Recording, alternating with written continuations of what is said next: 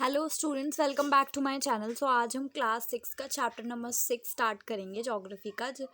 तो आज का हमारा टॉपिक है major landforms of the earth. मतलब कि हम अर्थ के इस चैप्टर में हम अर्थ की मेजर लैंडफॉर्म्स के बारे में पढ़ेंगे कि जो लैंड है उसकी अलग अलग टाइप्स हैं, वो किन किन तरह की होती है।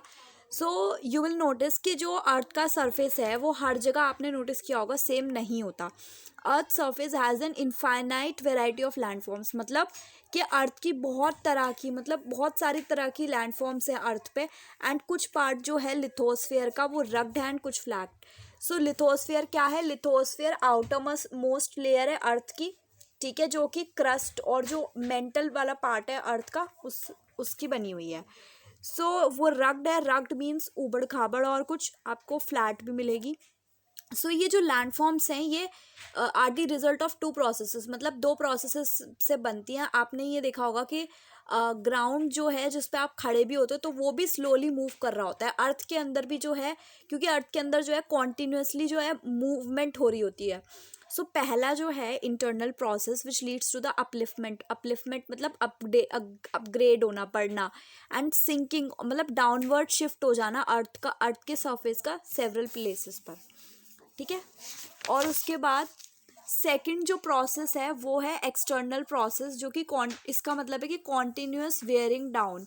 मतलब अर्थ का जो सरफेस है वो बार बार वो वेयरिंग डाउन मतलब घिस जाता है, उसके बाद फिर से रीबिल्ड हो जाता है, ठीक है।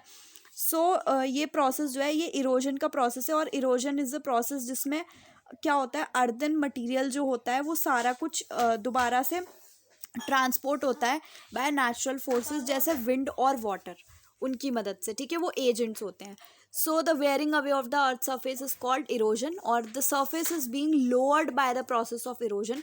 और वो दोबारा से रीबिल्ड भी होता है। रीबिल्ड होता है वो किससे? डिपोजिशन के प्रोसेस से। वो कैसे? डिपोजिशन एक ऐसा प्रोसेस है इन विच जहाँ पर जो है सेडिमेंट्स जो होते हैं, सॉइल, रॉक्स, ये सारे लैंडफॉर्म में आके डिपॉजिट हो जाते हैं, मिक्स हो जाते हैं, ऐड हो जाते हैं।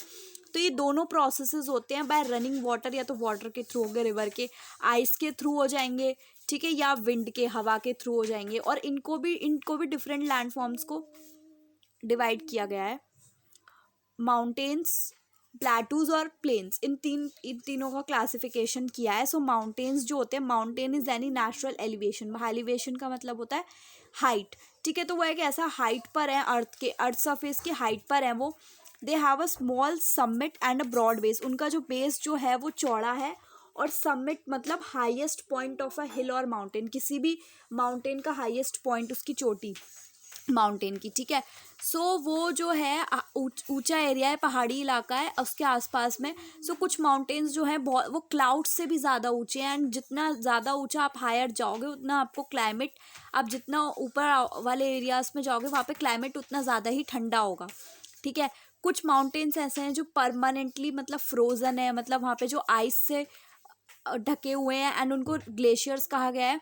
सो कुछ माउंटेन्स ऐसे भी हैं जिनको आप नहीं देख सकते, जो कि अंडर द सी हैं, सी के अंदर हैं, ठीक है। हार्श क्लाइमेट की वजह से वहाँ पे लोग भी जो है कम रहते हैं, और स्लोप्स भी वहाँ पे ऐसे मतलब खड़े खड़े से हैं, और खड़ी ढलान है, और कुछ बहुत ही कम लैंड अवेलेबल है वहाँ पे, फार्मिंग के लिए भी लैंड अवेलेबल नहीं है।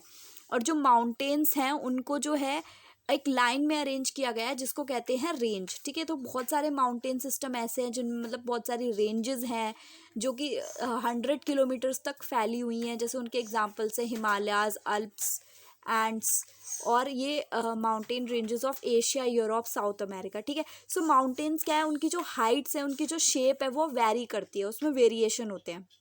सो यहाँ पे 3 टाइप्स के माउंटेन के बारे में बताया गया है, उसके बारे में हम नेक्स्ट क्लास में पढ़ेंगे। Thank you.